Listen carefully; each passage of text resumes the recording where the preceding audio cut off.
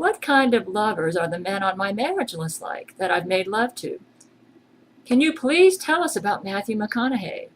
No, I've already gone into that a little in my video about him where I defend the real Matthew McConaughey, and I haven't had enough brain-to-brain lovemaking experiences with him to be an expert about him in the lovemaking department, so I'll refrain. The same for Hugh Jackman or Gerard Butler, though I will say this much about all of them. They're not at all like how they're portrayed in the media and the press. They have a little more intelligence and depth than what they're willing to reveal to the public. Actually, Matthew is kind of shy compared to Brent and Vladimir. Not that he's shy. Matthew is not shy, but compared to Brent and Vladimir, he is. Because Brent and Vladimir are bold and sensual with me in bed, and I like it. Believe it or not, Matthew tries to be more noble in bed, but I like a guy who's not at all ashamed of his sex drive, who adds some sensuality and fire into it, and yet is committed to me. Because the commitment part is important to me. I'm only making love to Brent and Vladimir. It's been a while with Matthew or Hugh or Gerard. I really don't want to make love to a harem. I only wanted Brent in the 1990s, and then 9/11 happened, and I knew I needed a president. And the president decided he needed me, and that was Vladimir Putin. Funny thing is, Brent has decided, because of the complications Jesuits have brought into our relationship, that he needs a president too, and has welcomed Vladimir into our family. You might say, how can you live with yourself? Well, this isn't actual sex, it's brain-to-brain loving. And these men really love me. If the love is true, it's not sinful.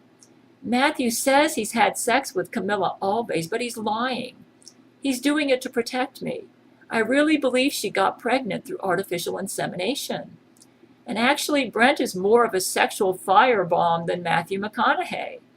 Just about all my famous men lie to the world about who they love or their marital status. It's their way of dealing with the Jesuit-run press and tabloids. And who's the best lover of them all? Jesus Christ. I mostly make love to my men to nurture them because I'm committed to them. Because I love them. Why? Because they're good men, and loving them is the morally right thing to do. They need me to fuel their manliness. We need red-blooded males in this world. There aren't enough. I live to spur my men onto greater heights in their manliness. Do I really believe that about 40 or more men want to marry me? Yes, and I think they're all crazy. Apparently, they get a lot of satisfaction from imaginary brain-to-brain loving. You see, any man on my marriage list gets to make love to a computer simulation of me, kind of like an extended fantasy. But it replicates me exactly as if I was really there making love to them, so they know how I'd be with them if I was really with them.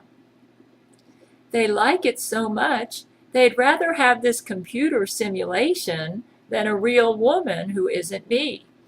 Though Brent and Vladimir are getting the real me through brain-to-brain loving. But the rest, I'm sorry, my conscience won't allow it. My conscience won't let me make love to a harem. I guess brain-to-brain loving is a new form of dating. It's the way we date in the 21st century.